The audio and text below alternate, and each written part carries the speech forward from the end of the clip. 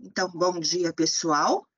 Muito bem-vindos Hum. a mais uma mini-conf do Laboratório de Inovação. Eu sou a Elaine e eu só estou aqui para dar um start nessa reunião apresentando a nossa querida Carla Rodrigues de Souza, prata da casa, que acho que todo mundo já conhece. A Carla tem 13 anos de Justiça Federal, já passou por vara, já passou pelo administrativo. Hoje ela é facilitadora de processos de círculos restaurativos, é muito especialista no assunto, é representante do Sejure no nível dos servidores. Então, sem mais delongas, eu vou deixar a nossa colega falar e trazer para nós esse link esse nome chamativo, né? De perto não é, ninguém é normal. O que isso tem a ver com a inovação no dia a dia, nas nossas vidas? Tá com você, Carla. Obrigada. Obrigada, pessoal. É um prazer receber todo mundo. Estou super contente de estar aqui para falar sobre esse assunto. É um assunto de que eu gosto e fez muito sentido para mim quando eu descobri, e eu achei que pudesse fazer sentido para vocês também, né? Eu agradeço a Elaine por esse convite, a Renata também, que me ajudou bastante, me incentivou. Vai lá, cara, vai lá. Eu falei, tá bom, eu vou, né? Então vamos lá, eu acho que é bastante coisa, mas eu acho que pode ser legal. Eu acho que pode, sei lá, é que para mim, quando eu descobri, fez muito sentido. Então, assim, o que eu vou trazer hoje para a gente falar é essa questão, né? Como diria Caetano Veloso, de perto ninguém é normal, né? Aquela coisa que a gente fala sempre, ninguém é perfeito, todo mundo tem dor. Mas será que é verdade? Será que isso é verdade de verdade? E se eu souber das minhas dores, e se eu conseguir minimamente identificar onde é que fica a dor do outro, será que isso me ajuda nas minhas relações, né? Então, isso começou quando eu fazia terapia com a Júlia, que é a minha terapeuta até hoje, e um dia aí ela sempre falava, Carla, você tem a dor do abandono, você tem a dor do abandono, tá. E aí um dia eu perguntei para ela, Júlia, todo mundo tem trauma? E ela, todo ser humano que tem nesse planeta tem trauma. Eu falei, tá de brincadeira? Ela falou, não, todo ser humano que tem dentro desse planeta tem uma coisa chamada trauma, né? E tem alguns estudiosos nisso e tal, e ela foi me emprestando um livro, outro livro, pá, e aí começou a minha jornada que eu gostaria de compartilhar hoje com vocês. Eu preparei aqui um PowerPoint que vai ajudar a gente um pouquinho aqui nessa. Eita, aí eu não vejo ninguém. É chato isso. Só vejo a Helena. Mas vamos lá. Então, mini-conf de perto ninguém é normal sob a ótica do trauma, né? Então, vamos lá.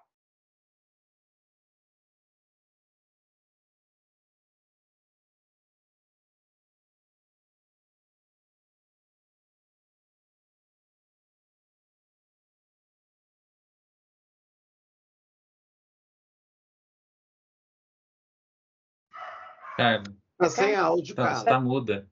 Carla, você tá muda.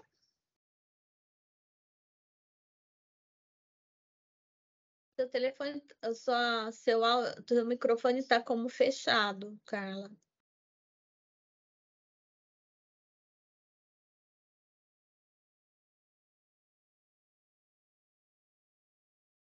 Pronto?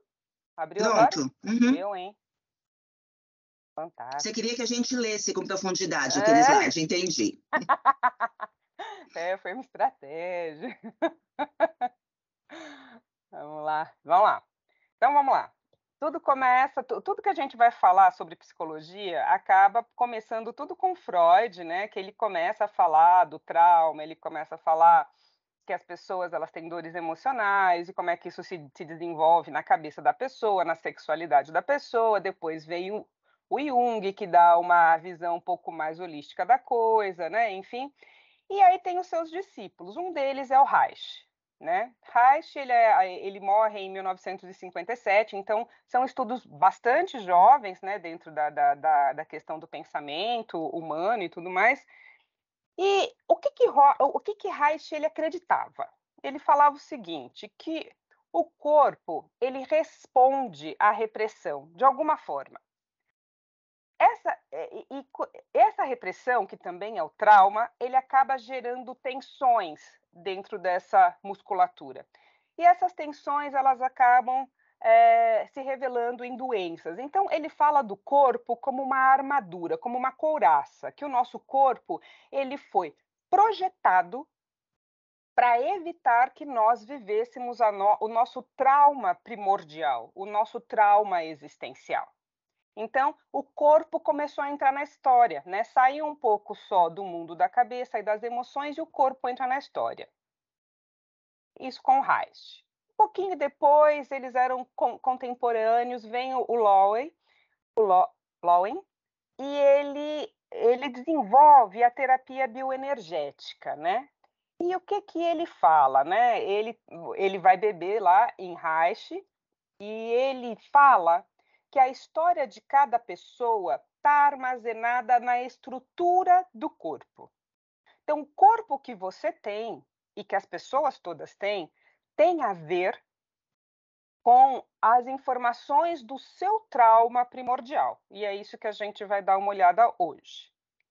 E aí, recentemente, né, nós temos esse casal, que é a Vanessa e o Elton. Eles são do Corpo Explica, eles são brasileiros, ela é doutora em psicologia, e eles desenvolveram um método onde a gente pode, inclusive, quantificar o seu trauma dentro de um gráfico, né? E isso te dá uma percepção de autoconhecimento muito grande, né? Muito grande. Então, vamos lá.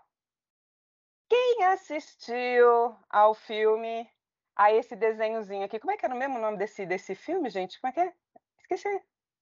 Como é que era? Divertidamente. Isso, Divertidamente. Divertidamente.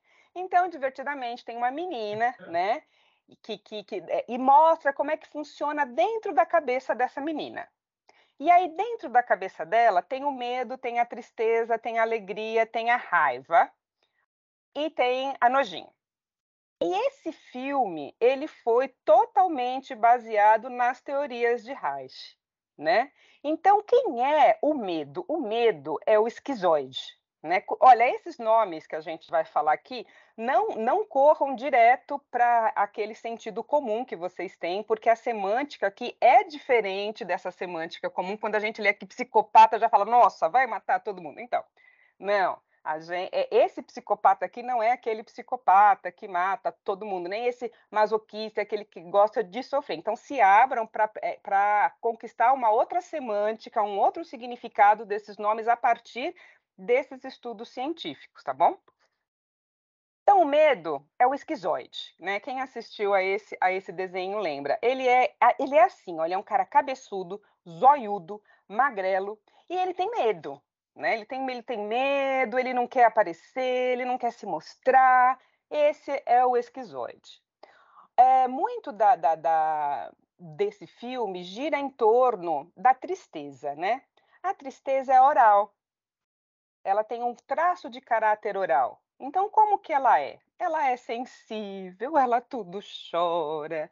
Ela tem, né? Ela é gordinha, ela é fofinha. Então, Então, comecem a pensar, né, nas pessoas que você conhece que são mais gordinhas, que é aquele cara magrelo, zoiudo, ou aquela menina ossuda, né, que aparece aqueles ossos assim, que você abraça e é até esquisito quando a gente abraça, né?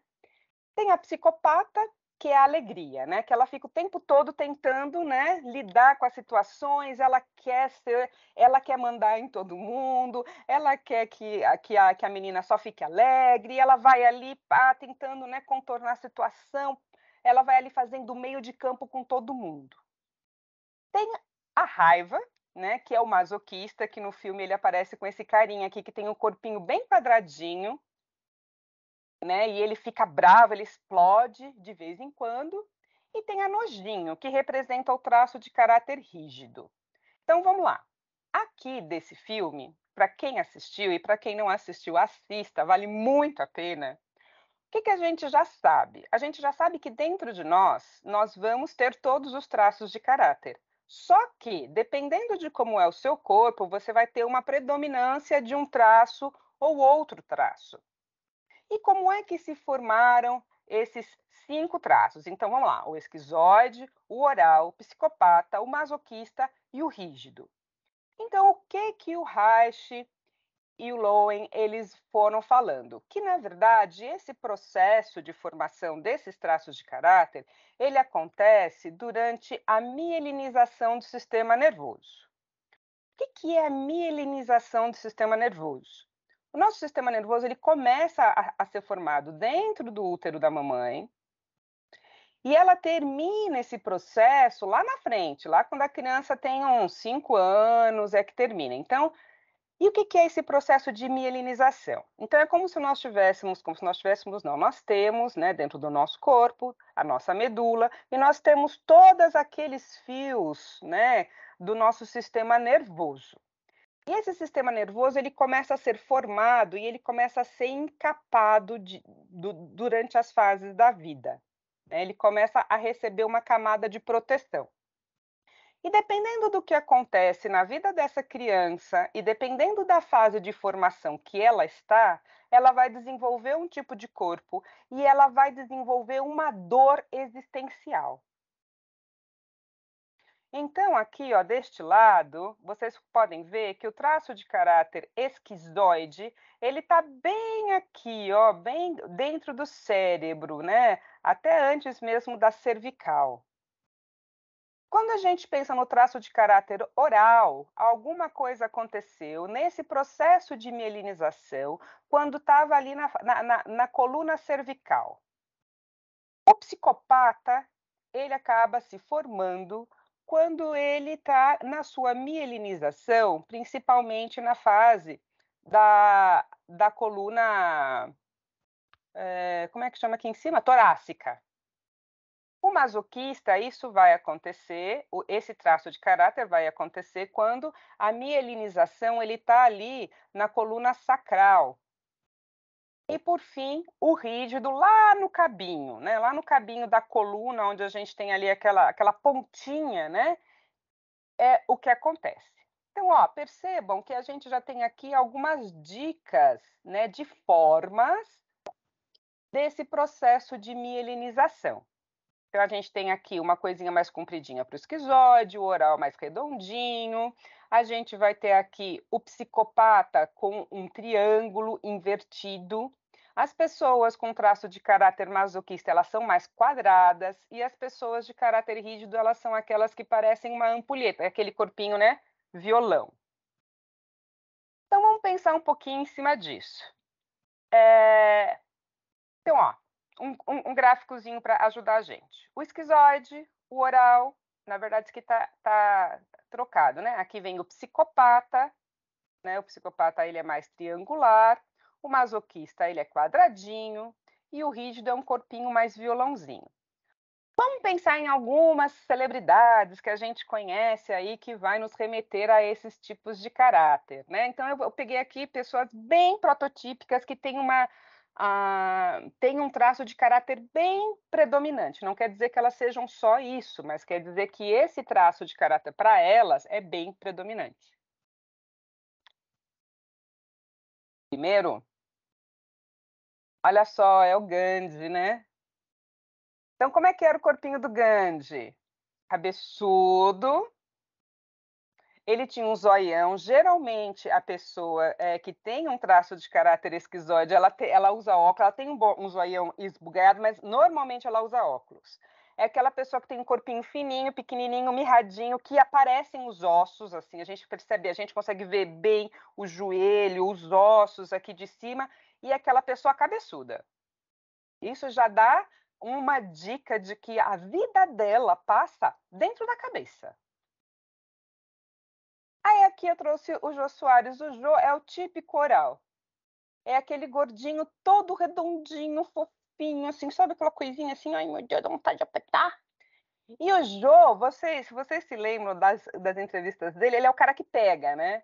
Então, a pessoa senta do lado dele, ele tá toda hora colocando a mão, assim, ele fala assim com a mão, ele é aquela pessoa, então, é aquele gordinho. Mas nem todo gordinho é oral. Ó, vejam o Faustão. o Faustão, olha para ele, aqui em cima ele é mais largo, a cintura dele afunila, né? Então ele é gordo, mas é um gordo diferente. Então ele tem um traço de caráter predominantemente psicopata. Quem mais que nós temos aqui? Olha a Dilma. A Dilma, ela é extremamente masoquista. Ela tem um traço de caráter alto no masoquismo. Ela é quadrada, as pernas grossas, batata da perna parruda, né? Então, é um outro tipo de traço de caráter. E, por fim, a Angelina, né, com esse corpinho todo, que traz aí esse traço de caráter rígido.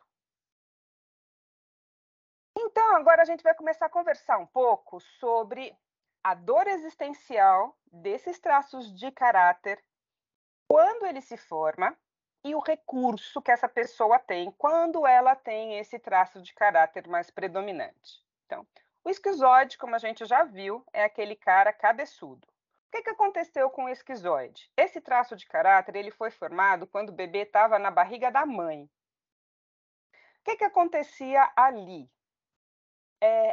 Essa mãe pode ter passado por algum estresse, ou aquela mãe que teve aquela gestação que não foi planejada e toda vez que ela pensava que ia ter um filho, ela falava, ai meu Deus do céu, como é que eu vou fazer com a minha vida? Ou é uma pessoa que viveu um trauma, uma separação, alguma coisa aconteceu, alguma coisa estava acontecendo na vida dessa mãe de fator estressante enquanto ela estava grávida.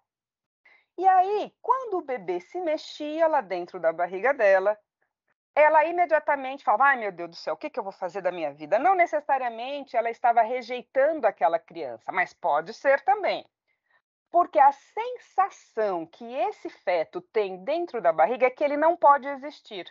Porque toda vez que ele se mexe, toda vez que ele se movimenta, a barriga da mãe contrai.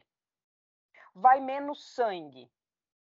E aquele bebê, ele se sente rejeitado. Ele pensa assim: toda vez que eu existo, toda vez que eu me mexo, toda vez que eu me movimento, o mundo fica pior, porque eu fico mais apertado, tem menos ar, tem menos oxigênio, que inferno. Então, o que acontece? Nessa fase, a criança ela está desenvolvendo o cérebro. Então, o esquizoide é aquele cara que o mundo dele é na cabeça dele. Qual é a grande dor existencial de um esquizoide? É a rejeição. Então, o que esses cientistas eles descobriram? Que a pessoa ela vai fazer de tudo para não reviver o seu trauma existencial. Por isso que o esquizoide vira aquela pessoa que é um corpo estranho, né? É aquele corpo que ele mesmo, por si só, ele já mostra o que ele não quer. Então, o que ele não quer? Ele não quer aparecer, ele não quer existir. E como ele não quer aparecer, ele não quer existir, ele tem esse corpo que não dá vontade de apertar. Por quê? Porque ele não quer mesmo. Ele não quer ser tocado, ele não gosta de ser tocado, ele quer viver invisível, ele quer ficar o mais escondido possível. A vida dele se passa na cabeça. Por outro lado, todo traço de caráter tem uma dor existencial, mas também quando essa pessoa ela pode estar na dor ou ela pode estar no recurso. Então, o que esperar de um esquizoide quando ele está bem, quando ele está no recurso? Ele é uma pessoa extremamente criativa. Ele tem uma imaginação incrível, tem uma capacidade de raciocinar. Ele inventa coisas novas. O mundo dele está na cabeça dele. O que você não pode esperar de um esquizoide? Você não pode esperar contato físico, exibições, emoções. Ele vai te amar? Vai, mas ele vai te amar na cabeça dele. Então, se você quiser se você quiser valorizar um esquizoide, você valoriza o que ele pensa. É muito importante para o esquizoide você dizer que as ideias dele são boas. Que ideia incrível que você teve, né? Então, esse é o traço de caráter do esquizoide. Aí a criança nasce, né? E aí começa a mielinização da parte da cervical. E o que acontece neste momento da mielinização da parte da cervical? É o momento em que o bebê está na parte da amamentação. E o que pode acontecer? Que leitura que esse bebê pode fazer do mundo? Então, ele tem lá as suas necessidades. Ele tem fome, ele tem sede, ele tem um desconforto e ele quer comunicar para aquele adulto o desconforto dele. Aí, o que ele faz? Ele chora. Então, ele está com fome, ele chora, ele está com sede, ele chora, ele chora. Então, ele precisa que o adulto que está ali com ele identifique quais são as dores dele e atenda, né? Porque senão ele vai morrer. Só que nem sempre, né, as mães conseguem adivinhar o que está acontecendo. Então, um exemplo que o pessoal lá do corpo explica sempre, daí que eu acho que para mim faz um sentido muito grande, é o bebê que está com uma etiqueta na roupa que está incomodando, e está doendo, está coçando, está pinicando. Aí ele chora. Aí a mãe fala: ai meu Deus do céu, o que será que essa criança tem? Vou dar água. E tá com o negócio na boca dela. Aí ela chora, porque a etiqueta tá ruim. Aí a mãe vai lá, é fome, dá comida. Ela chora. Aí a mãe fala: ai meu Deus do céu, o que está acontecendo? Dá chupeta. Então, essa criança, ela acaba desenvolvendo tudo pela boca. Tudo dela acontece, as suas percepções sensoriais vão estar relacionadas à boca. Qual é a grande dor do oral? O abandono. Qual é o grande medo da pessoa oral? Ela ser abandonada. Por isso que as pessoas orais, elas acabam tendo um corpo redondinho, fofinho, que dá vontade de apertar a bochecha, assim, sabe? Dá vontade de pegar, abraçar, assim, falar assim: ai, que coisa linda, gente! Por que ele desenvolve esse tipo de corpício? Porque ele precisa de abraços quentinhos, né? Ele precisa desse contato, diferentemente do esquizoide, que ele não gosta de contato físico. Tudo que o oral quer é contato físico. Então, ele quer abraçar, ele quer estar junto, ele quer ser cuidado, ele quer cuidar. É aquela pessoa grudenta. Então, o grudento é o oral, né?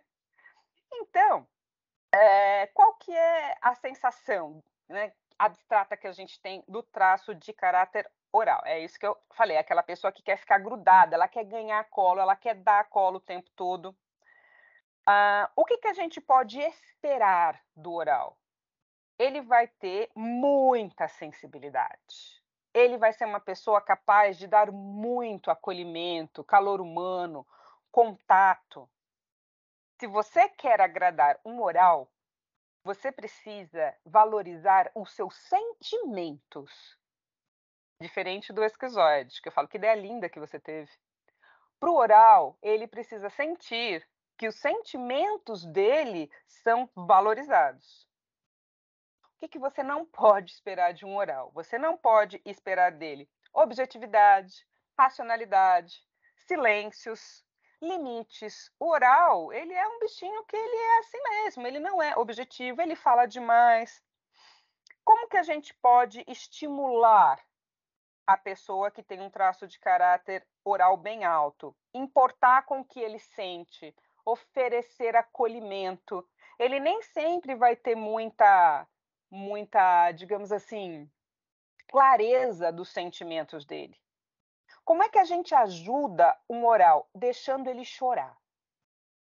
Oral chora. E quando ele chora, ele se recompõe. É importante deixar o oral chorar. Então, assim, a gente não fala para um oral nunca: para de chorar, não é nada. Isso é a morte para um oral. Diferentemente, por exemplo, do esquizoide. Como é que a gente estimula um cara que é esquizoide? A gente deixa ele sozinho, ele precisa ficar muito tempo sozinho. Ele precisa ter as ideias dele valorizadas. Se você ficar grudando em um esquizoide o tempo todo, aí vem cá, ele vai se sentir invadido, assim, não dá para ele, né? Bem, é isso, né? E o que é importante é valorizar os sentimentos dele. Quem é o psicopata? Em que momento que se forma o traço de caráter psicopata, né? Que é aquele cara que é aquele triângulo invertido, né? Essa pessoa que é um triângulo invertido, A fase em que ele se forma é a fase da mielinização, entre 1 ano, 2 anos e meio, por ali. O que acontece nessa fase? É a fase que o bebê tá uma graça, faz coisinha bonitinha, que fala au au, que faz a dancinha, que dá tchau, manda beijo. Ele manda beijo. E aí os pais começam, ai, faz fusquinha. Ai, manda beijo. Fala que ama. Ele fala, ama, mamo, mamo. E aí, o que aquela criança sente? Como é que ela sente isso tudo? Ela sente que ela só é valorizada, que ela só existe, que ela só está no mundo quando ela faz alguma coisa que você gosta. Então ela entende que para receber carinho, amor e tal, ela tem que dar alguma coisa. Então o que ela precisa te oferecer para receber algo em troca? Qual é a dor existencial mais importante do traço de caráter psicopata? Ele não pode se sentir manipulado. Ele não pode se sentir usado, porque isso remete lá na dor existencial dele, né? Quer dizer que só gostam de mim quando eu faço fusquinha. Se eu não faço fusquinha, ninguém gosta. Então ele é uma pessoa desconfiada. E como ele é uma pessoa desconfiada e ele não confia em ninguém, ele prefere ele mesmo fazer as suas negociações. Então ele é aquela pessoa que tem aqui desenvolvido e ele tem braços, né? O psicopata ele tem braços. Quando ele está no recurso, do que ele é bom? Ele é bom de negociar, ele é um articulador, né? Ele é um articulador de coisas, ele é um articulador de pessoas. Ele precisa saber o que ele tem que fazer para você para ser útil e o que ele vai dar em troca. Ele precisa ter muito claro quais são as trocas. Ele precisa ter muito claro qual é a negociação que está ali. O que você pode esperar de um psicopata? Ele vai ser aquela pessoa de fazer planos, ele é prático, ele tem capacidade muito boa para encontrar saídas, soluções. O que você não pode esperar de um psicopata? Decididamente, ele não tem a sensibilidade de um oral. Ele não é uma pessoa sensível. Outra coisa que você não pode esperar de um psicopata, que ele vai executar as próprias ideias, porque o psicopata, ele não tem força nas pernas, né? Diferente do masoquista, que ele sustenta processos pesados, o psicopata geralmente ele tem as perninhas finas, ele não tem força nas pernas. Ele não sustenta processos difíceis. O negócio dele é aqui assim, ó, é nas negociações. Toda vez que você estiver diante de uma mesa de negociação, na ponta dessa mesa você vai ter um psicopata. Porque ele é um cara que ele é muito ligado nas pessoas, porque ele quer entender qual é o jogo. Então ele consegue sacar muito rápido o que cada um quer, e quando ele está no recurso, ele consegue encontrar soluções muito justas e que agradem a todo mundo. Só que ele só consegue fazer isso se ele estiver na liderança. Por quê? Porque ele não confia. Ele não confia. Certo?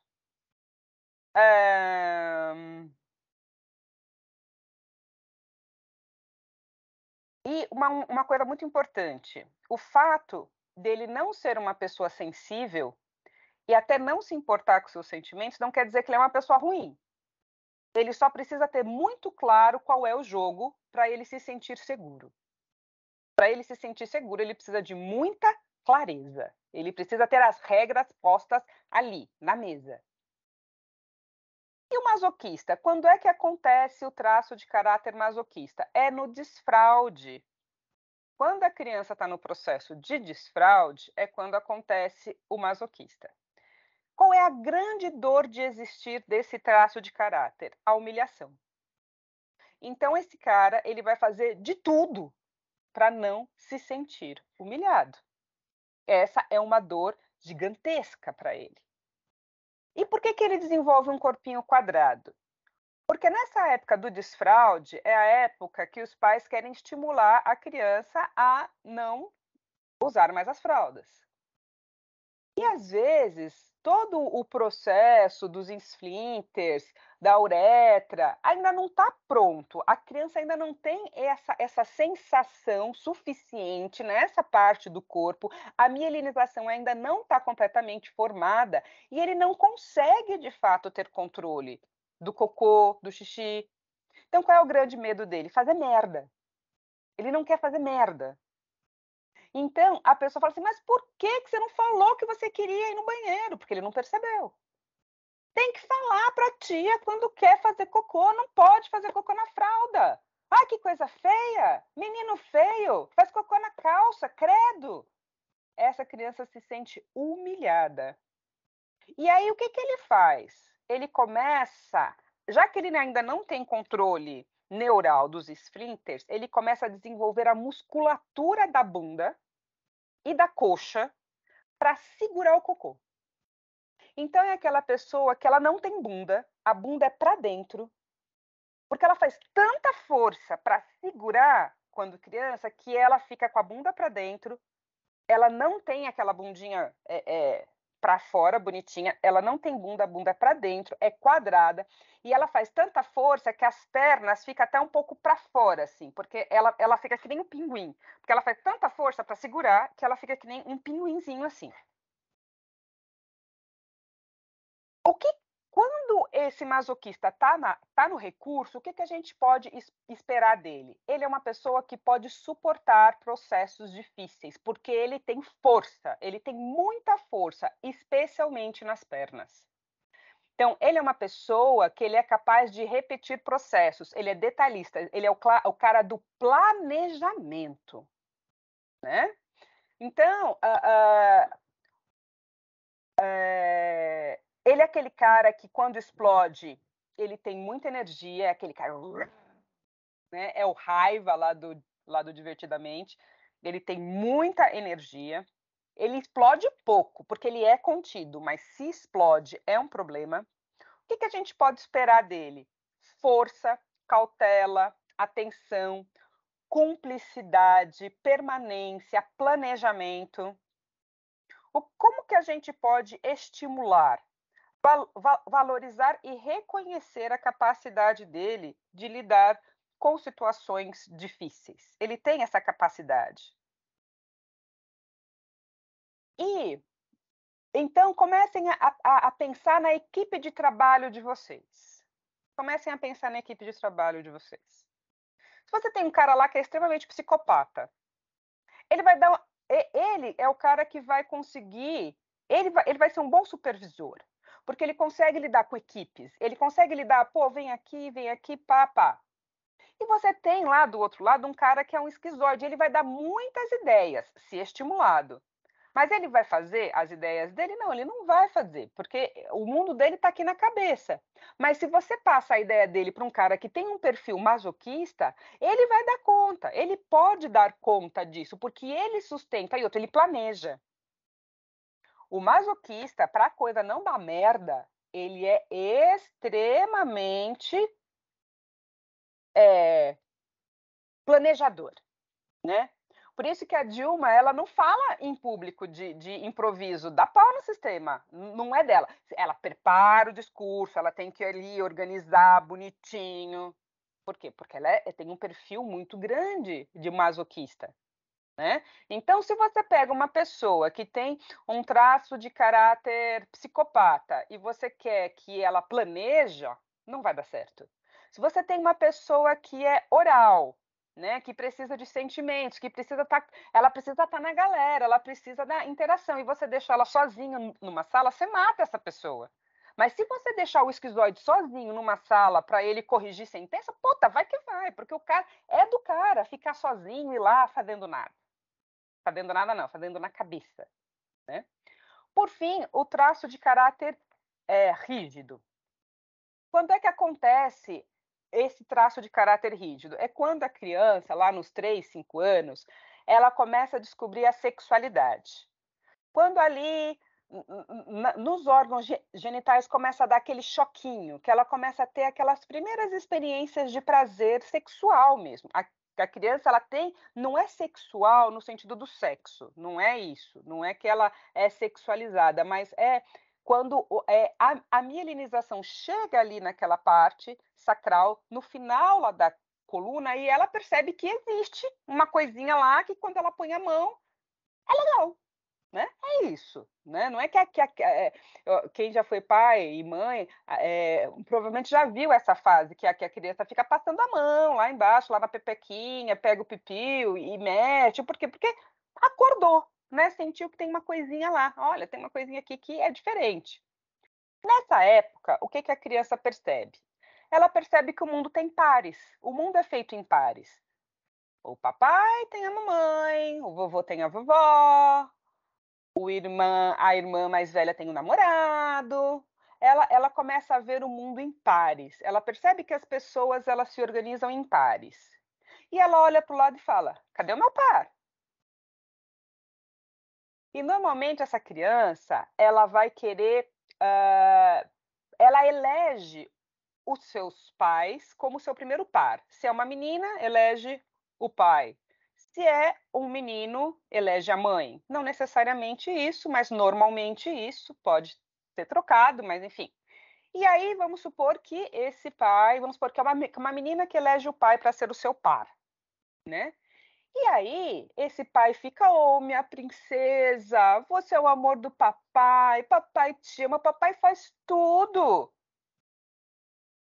Mas na hora de dormir, o papai vai dormir com a mamãe e me abandona e deixa aqui sozinha. Então, a grande dor existencial da pessoa com traço de caráter alto na rigidez é ela se sentir trocada, excluída ou traída. Isso para ela é o fim. É o fim.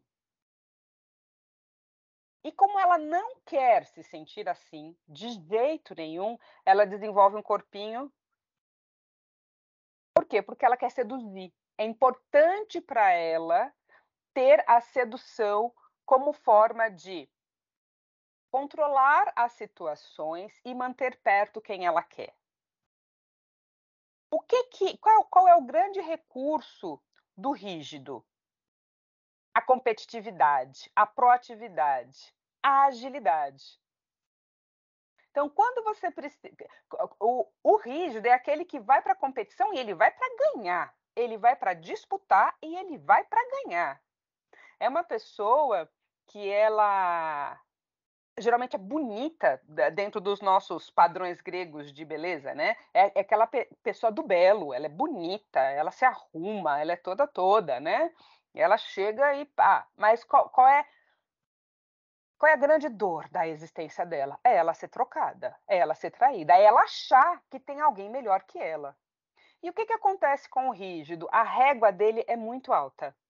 Ele tem uma régua, ele se mede a partir de uma régua injusta, porque ele não vai se medir a partir de uma régua que fala assim, sei lá, ela começou um curso de inglês agora, tem aquela turma, ela não vai se comparar com os coleguinhas de turma, primeiro que ela se compara o tempo todo, e segundo, ela se compara com o professor, né? Então, ela está sempre achando que não é boa o suficiente, né? Esse é um grande problema. Então, o que a gente pode esperar dela? Força, agilidade, consistência, disposição para execução. Ela adora aparecer. Bota um rígido no palco e ela vai aparecer, né? Ela vai fazer, ela vai vender, né? É dela. Como que você estimula? Você precisa contar para ela, muitas vezes, que ela está segura dentro dessa relação. Porque ela tem uma dor muito grande de ter sido traída na sua primeira relação. E por isso, ela é uma pessoa que ela precisa ter certeza de que ela é bem-vinda, de que ela é amada. E isso precisa ser reforçada muitas e muitas vezes. E como ela não quer sentir isso de novo, o rígido é o cara que sempre tem um plano B, né? E eu não digo que ele é uma pessoa que vai trair a outra pessoa no sentido das relações, não é isso. Mas é assim, ele trabalha na vara, mas ele tem um trabalho paralelo. ele sempre tem um plano B. Eu estou fazendo isso, mas eu tenho aquilo, né? Porque ele não quer viver essa dor de não ser útil. Então ele vai se enfiar em outro lugar. Ele quer saber que ele tem um espaço seguro dentro do mundo. E o que não adianta você exigir dele? Que ele tenha foco para fazer uma coisa só. Porque a estratégia de vida dele é justamente estar dividido. É ter mais de uma opção. Por que a gente achou que esse conteúdo podia ser legal, né? Para você trazer. Primeiro, traz um pouco dessa ideia do autoconhecimento, que que eu acredito que é sempre válido a gente entender um pouquinho que de perto ninguém é normal, todo mundo tem essas dores, todos nós temos, mais ou menos. E aí você pode se olhar no espelho, pegar uma foto sua e se ver e entender, puta, é isso, eu não gosto de ser manipulado, é isso, eu tenho muito medo de ser traído, eu não quero ser trocado, por isso que eu quero ser a melhor de todas. Eu não quero ser abandonada, nunca, jamais, em tempo algum. Então, por isso que eu sou da galera, assim, né, tal, aquela coisa toda. Ou não quero ser rejeitada. Então, eu já crio meu próprio mundo aqui na minha cabeça, de modo que ninguém pode me rejeitar, porque a única coisa que existe é isso que está aqui na minha cabeça. Então, pensa agora numa equipe, né? Vamos supor que vocês vão apresentar uma peça de teatro, né? Quem possivelmente vai escrever esse roteiro? O esquizoide, porque ele é o cara criativo, ele vai ficar lá, ele vai escrever essa peça, ele vai escrever esse negócio, ele vai bolar lá os pessoal, tudo na cabeça dele, né? Quem vai dirigir a peça? O psicopata, porque é ele que vai pegar todo mundo, não, vai para cá, vai para lá, coloca para lá, você senta ali, nananana. Quem vai ter que ir atrás de patrocínio para ver quando é que a peça vai estrear, quantas pessoas, quanto vai ser o ingresso, como é que vai fazer para todo mundo almoçar no dia da estreia? É o masoquista, porque ele é o cara que vai lá fazer os planejamentos, né? Quem é que quem é que vai, provavelmente, fazer esse link entre o que se quer passar na peça, os sentimentos que precisam vir à tona, como demonstrar esses sentimentos? É o oral. E quem é que vai vender esse produto? Quem é que vai para o palco levar este trabalho, fazer essa apresentação, estrear nessa peça? O rígido, que curte um palco e ele vai fazer de tudo para ser lindo, brilhante. Ele quer acontecer e desacontecer, né? É claro que na nossa vida, todos nós temos a combinação desses traços de caráter. Ninguém é 100% oral, ninguém é 100% rígido, né? E tem as coisas que te deixam na dor, tem as coisas que te tiram dessa dor, né? O que você pode fazer quando você entra na dor?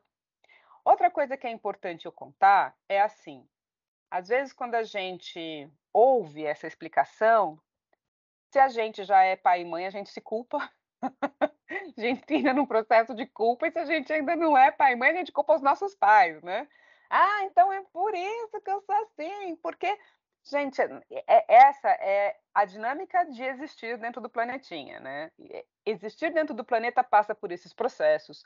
É impossível, por mais que você seja psicólogo, psicopedagogo, conheça tudo de Reich, de Freud, de não sei quem, não sei o que lá, você criar um filho sem traumas. Ou você fala assim, não, eu vou criar um filho bem psicopata, porque eu acho que é legal ser líder. Então eu vou aqui pedir para ele fazer muito fusquinha para mim. A gente não tem controle sobre isso, porque tem a ver com a percepção de mundo daquela criança. Por mais que você fale, ai, não tem problema fazer cocô, mamãe troca, tá tudo bem, né? Não quer dizer que essa criança, porque você falou tá tudo bem, que dentro dela ela vai sentir que tá tudo bem. Então, assim, nós não temos controle disso. Nossos pais também não tinham controle disso. Então, o que a gente pode fazer? A gente pode olhar para o nosso corpo, conhecer o nosso corpo, olhar para os nossos filhos, conhecer os nossos filhos e entender que as pessoas são diferentes, doem em lugar diferente, elas têm recursos diferentes e você vai tratá-las de forma diferente. Então, por exemplo, eu tenho um filho que é oral, outro filho que é esquizoide. e eu quero tratar os dois iguais. Então, eu vou dar 3 abraços por dia em cada um deles. Eu vou dar 3 abraços no oral, 3 abraços no esquizoide. O que vai acontecer? O esquizoide vai ficar cada vez mais longe de você, porque ele não quer abraço, ele não quer que você ponha ele no colo, ele não quer. E o oral, ele vai ficar carente, porque ele precisa de muito mais do que 3 abraços por dia para fazer sentido para ele, né? Então, eu acho que é uma coisa que vale um pouco a pena. E eu trouxe aqui para vocês, só a título de curiosidade, como é que ficou o meu mapa de caracteres, né?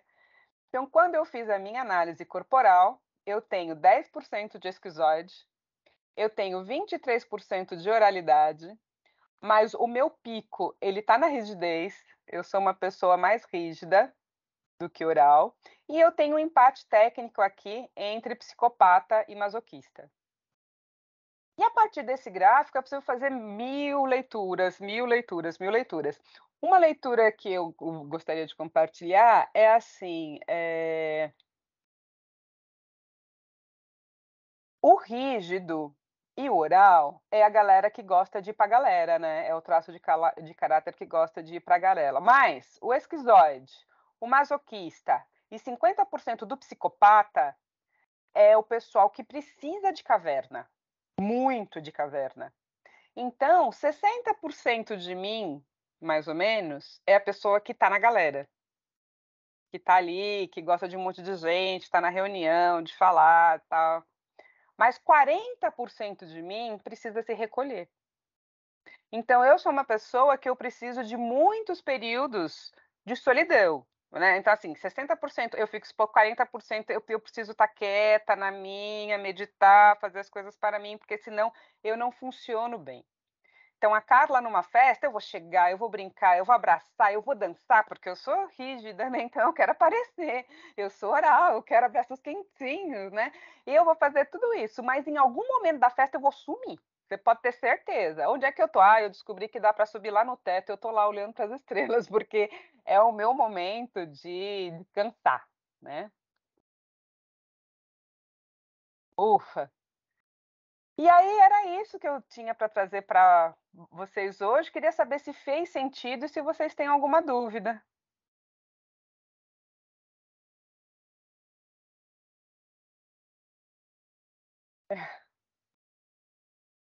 Pode abrir os microfones.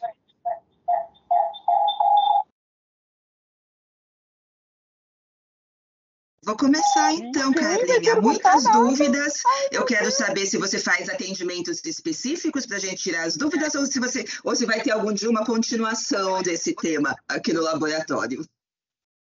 E continuar com esse tema é sempre possível. Estou fazendo curso de formação, viu, gente? Ainda não estou formada, então não dá para deixar as minhas credenciais.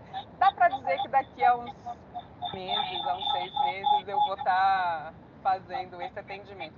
É bem legal, porque de verdade você tem a dor, tem o recurso e tem uma ferramenta que o corpo explica, ele desenvolveu, que é a chave mestra, né? Assim, como é que você tira o seu traço da dor, né? Qual traço está na dor e o que é que você precisa fazer para tirar ele da dor? Como é que? Então a ideia é a gente viver a maior parte do tempo dentro do nosso recurso, né? A maior parte do tempo, viu, gente? É impossível ficar no recurso a vida inteira, o tempo todo. Mas dá para a gente ter consciência disso, ter consciência, por exemplo, eu ter consciência que a minha dor existencial de abandono é muito grande. Então, quando uma pessoa sinaliza minimamente, sei lá, tô namorando, né? Tô namorando. Aí, vai que eu namore com um esquizoide, por exemplo. Eu vou ter que conversar muito comigo, porque esse cara ele vai precisar ficar muito sozinho. E eu preciso de abraços quentinhos. Então, a chance de eu potencializar isso, uma coisa assim, amor, eu não tô afim de ir aí hoje porque eu quero jogar videogame aqui sozinho. A chance de eu fazer uma tempestade num copo d'água, a minha ex-chefe estava aqui, não sei se ela está aqui ainda, a Adriana.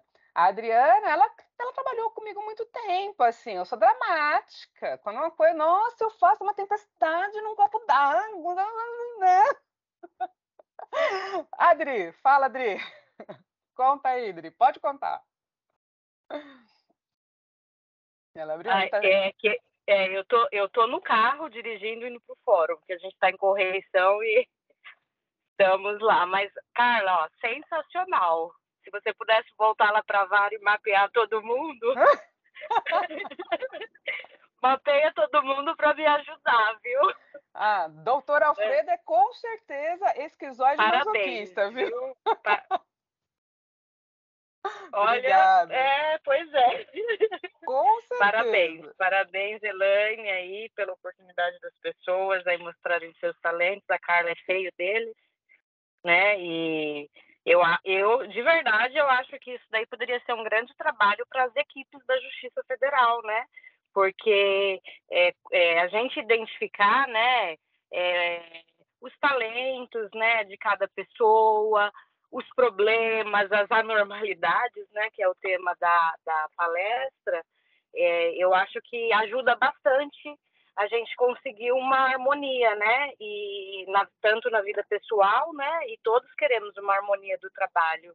Então, eu acredito, assim, que isso aí deva ser um projeto, Elaine, que deva, assim, seguir, né, para aumentar bastante aí, porque achei fantástico. Parabéns novamente.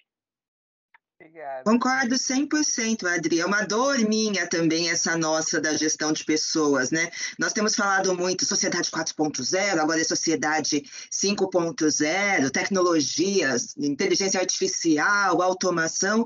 E onde está o olhar para as pessoas nisso tudo, né? E agora os especialistas começam já a falar em sociedade 6.0, que é o que a gente fala já nos laboratórios há um bom tempo, as pessoas no centro, né? Mas aí, entre isso estar começando a entrar no universo e a gente vê mudanças profundas na base, é um longo tempo, mas a gente tem que começar devagarzinho, cutucando, né, provocando. Eu ouvi uma vez, há muitos anos, na Semana de Inovação, que inovação é acupuntura social. E que se você não está incomodando, você não está inovando. Então, acho que esse é um pouco o papel do laboratório, embora estejamos sempre, o tempo todo, tentando sendo colocado dentro de uma caixinha bem pequenininha e fechando, mas a gente segue lutando para fazer pequenas diferenças, como eu vejo que esse trabalho daqui fez hoje, eu tenho certeza que muitos de vocês vão conversar com os colegas, vão falar, assiste aquela mini-conf que é legal, então... daqui a pouco ela vai estar disponível para quem estava inscrito, daqui a alguns dias ela já está no YouTube. Divulguem, falem com os colegas, com os chefes, estimulem as pessoas a assistir. Apesar de tudo, eu sou aquela pessoa que eu sou brasileira e não desisto nunca, então seguimos sempre em busca de fazer mudanças por pequenininhas que elas sejam. Mais alguém, pessoal? Pessoal, assim, o que eu gostaria muito que sobrasse... Mais alguém? Eu quero falar só um pouquinho. Claro, Para variar, né? Porque toda conf, todo evento eu falo um pouco. Adivinha, né, o que eu sou. Oral. Nossa, Carla, eu queria te agradecer, trazer esse conhecimento de uma forma tão gostosa, né, na sexta-feira. É tão bom, assim, a gente ouvir de um jeito diferente situações que a gente lida todo dia, né? E que bom que eu consegui participar, gostei muito, e é bom ver tantas pessoas também interessadas. Com certeza eu vou divulgar, parabéns, Elaine, aí por incentivar a Carla a vir fazer isso, que foi para mim, e acredito que para os colegas foi muito prazeroso e muito... a gente vai aplicar muito isso. Já estou aplicando aqui as coisas aqui na minha cabeça. Obrigada, viu? Obrigada. Obrigada mesmo. Renata? Eu aqui. Oi, Carla, tudo bom? Oi, Elaine, Cláudia. Oi! Pessoal, bom dia. E aí, prima? Nossa, eu só consegui entrar 10h30, né? Mas já deu para ver que foi muito bom. Vou assistir depois do começo. Queria perguntar onde e como a gente faz esse mapa de caracteres, Carla? Pois então, eu estou terminando a minha formação, e aí quando eu estiver formada eu posso falar, mas eu posso ver se eu já encontro pessoas com a formação para fazer, aí eu te passo contato. Ai, ótimo. Se coloca aqui no chat da Miniconf, que várias pessoas falaram que querem saber também. Tá bom. Sim. Tá bom? Então tá, gente. Obrigadão, hein? Bom dia. Bom, gente, o que eu gostaria que tivesse sobrado na cabeça de vocês, assim, a reflexão que eu deixo é assim, todos nós nascemos para ser quem a gente é, né? Nós nascemos para ser quem a gente é. E nós temos dores e temos potências. Tem coisas que a gente faz bem, tem coisa que a gente não faz bem. Mas para isso tem um outro colega que faz bem. A gente não precisa ser bom em tudo, mas a gente pode potencializar aquilo que a gente é bom, né? Para que eu vou me enfiar de fazer um troço que eu não nasci para ser? Então, é saber que, olha, tem esses pontos, a vida vai me exigir muitas coisas, eu posso aprender, né? Por exemplo, a Carla quieta. Ai, meu Deus do céu. É lógico que tem momentos que eu tenho que aprender a ouvir, a ficar quieta, claro, mas, assim, não é da minha natureza, assim, eu tenho 20% de oral, 23% de rígido, eu quero falar, eu quero aparecer, né? Faz parte de mim. Mas se eu olho para um colega que é diferente, então assim, se a gente nasceu para ser quem a gente é, não é para a gente mudar, é Sócrates. Conheça-te a ti mesmo, é bíblico. Conhecereis a verdade e a verdade vos libertará. Quando você se conhecer, conhecer as suas dores e as suas potências, você fica melhor dentro do mundo, porque você vai saber que tem coisas que você não faz bem, mas tem muita coisa que você faz bem. Então, direciona a vida para aquilo que você faz bem. E ainda bem que a gente vive em sociedade. Aí a gente pede para um colega, por exemplo, eu que tenho mais dificuldade com organização, eu peço para um amigo, masoca total, super masoquista, me ajuda a fazer a planilha disso aqui, como é que eu organizo, como é que eu, né, E aí a gente vai vivendo melhor, assim, é isso, a gente não precisa mudar quem a gente só precisa conhecer quem a gente é.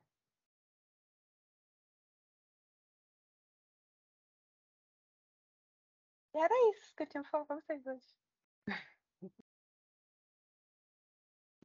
Obrigada, Carla. Obrigada, pessoal, pela presença. Fiquem de olho aí, que em breve a gente vai começar a prospectar aí os temas para as nossas miniconfs do segundo semestre. Aí a gente vai abrir para todo mundo sugerir o que vocês querem ver, o que vocês querem rever, sobre o que vocês querem saber, que a gente pode dar uma palhinha aqui nesse pequeno espaço do Laboratório de Inovação. Ótima sexta-feira a todos, bom trabalho, bom final de semana e nos encontramos na próxima. Pessoal, obrigada pela presença, pela confiança. Um beijo. Bom trabalho! Beijo!